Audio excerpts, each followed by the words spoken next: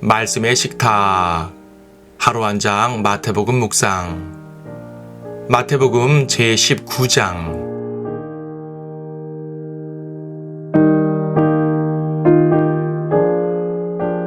19장 21절을 보겠습니다. 예수께서 그에게 말씀하시기를 내가 온전해지기를 원하면 가서 내가 가진 것을 팔아 가난한 사람들에게 나누어 주라. 그리하면 하늘에 있는 보물을 가지게 되리니 그런 후에 와서 나를 따르라고 하시더라. 본문은 구원론으로 적용하기엔 다소 어려운 내용입니다. 왜냐하면 한 청년이 영생에 대해서 물었는데 예수님께서는 계명을 지키라고 대답하셨기 때문입니다. 그리고 십계명의 뒷부분, 즉 이웃사랑과 연관된 명령들을 언급하셨습니다. 그래서 이 말씀을 오해하는 사람들이 행위 구원을 주장하기도 합니다. 하지만 주님의 말씀은 전혀 그런 것이 아닙니다. 이것은 십자가 이전이기 때문에 아직 구약적 상황에서 말씀하신 것일 뿐 이것을 신약적 구원의 원리로 적용해서는 안 됩니다. 신약 성경은 분명히 예수 그리스도를 믿고 영접하면 그의 행위와 관계없이 구원을 받는다고 말씀합니다. 그보다 본문은 하나님을 신뢰하는 것과 재물을 신뢰하는 것에 분명한 대조를 보여주고 있습니다. 예수님을 찾아온 이 청년은 부유하고 경건한 사람이었습니다. 누가복음의 묘사에 따르면 관원이기도 했습니다. 그러니까 바울의 청년 시절처럼 바리새인이나 사두개인 같은 유대인 지도자 그룹에 속하여 열심을 내고 있었던 사람입니다.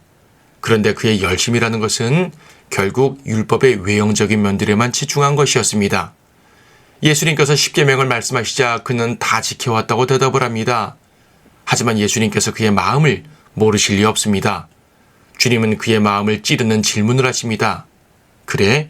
율법을 다 지켰어? 내가 보기엔 그렇지 않은데 정말 율법으로 온전해지고 싶으면 가진 것들을 이웃에게 나눠줘야 해. 그럴 수 있겠니? 결국 그는 주님을 따르지 않고 슬퍼하며 돌아갑니다. 물론 예수님이 말씀하신 것은 전 재산을 실제적으로 처분하라는 것이 아닙니다. 구약이든 신약이든 재산을 다 처분하고 가난하게 살아야 구원을 받는다는 말씀은 없습니다. 재물이 많든 적든 그것 자체는 중요하지가 않습니다. 중요한 것은 그 재물을 신뢰하느냐 하는 것입니다. 이어지는 구절에서 주님은 부자가 하나님의 나라에 들어가는 것이 어렵다고 말씀하셨습니다. 그런데 같은 본문인 마가복음 10장 24절에서는 재물을 신뢰하는 자들이 하나님의 나라에 들어갈 수 없다고 말씀하십니다. 결국은 하나님을 의지하느냐, 재물을 의지하느냐의 문제입니다. 다른 말로 하면 탐심의 문제입니다. 그는 그리스도보다 재물을 더 사랑했습니다.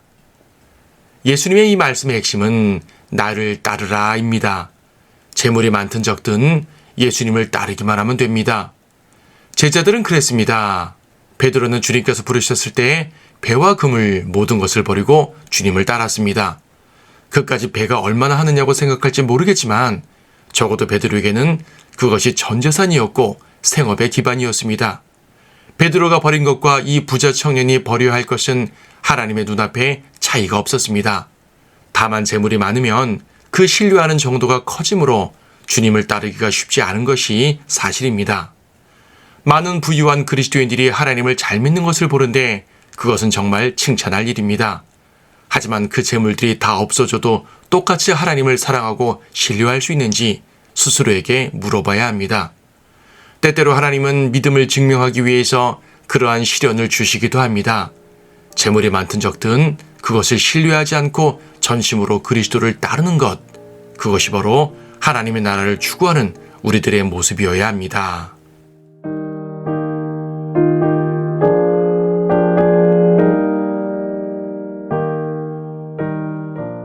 마태복음 19장. 예수께서 이 말씀들을 마치시고 갈릴리에서 떠나시어 요단강 건너 유대 지경에 가시니 큰 무리가 그를 따랐으며 주께서 거기서 그들을 고쳐 주시더라. 바리새인들도 주께 와서 주를 시험하여 말하기를 사람이 무슨 사유로든지 자기 아내를 버리는 것이 타당하니이까 라고 하니 주께서 그들에게 대답하여 말씀하시기를 처음에 사람을 지으신 분이 남자와 여자를 지으시고 말씀하시기를 이런 까닭에 남자가 아버지와 어머니를 떠나서 그의 아내와 합하여 그 둘이 한 몸이 될지니라고 하신 것을 읽어보지 못하였느냐. 그러므로 이제 그들은 둘이 아니요 한 몸이니라. 그러므로 하나님께서 결합시켜 주신 것을 사람이 나누지 못하느니라고 하시더라.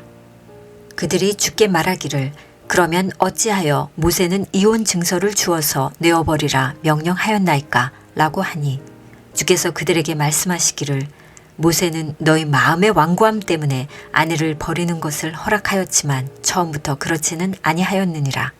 내가 너희에게 말하노니 누구든지 음행한 연고 외에 자기 아내를 버리고 다른 여자와 혼인하는 자는 간음하는 것이요 또 버려진 여자와 혼인하는 자도 간음하는 것이라고 하시더라.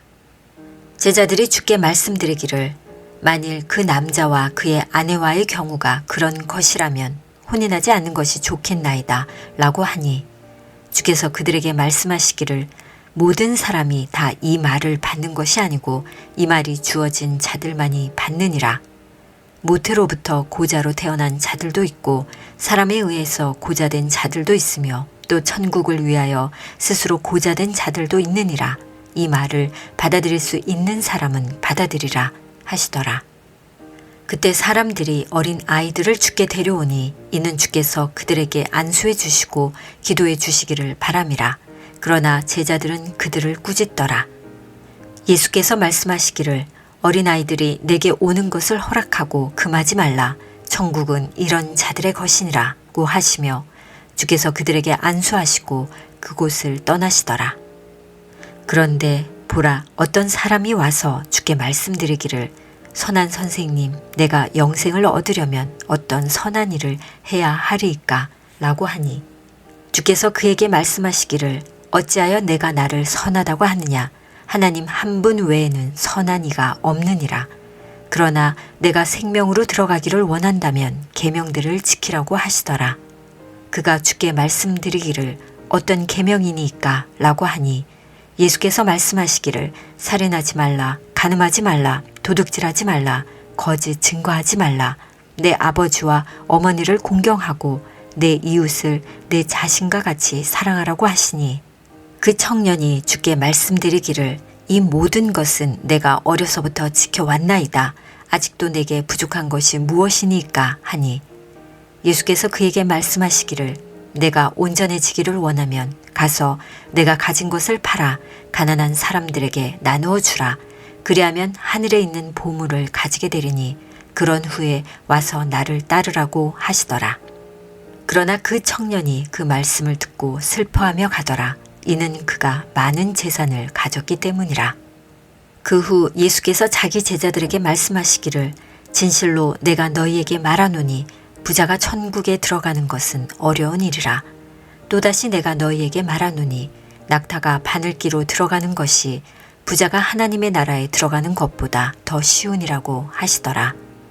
제자들이 이 말씀을 듣고 심히 놀라며 말하기를 그러면 누가 구원을 받을 수 있는가 라고 하니 예수께서 그들을 보시고 그들에게 말씀하시기를 이 일이 사람에게는 불가능하나 하나님께는 모든 것이 가능하니라고 하시더라.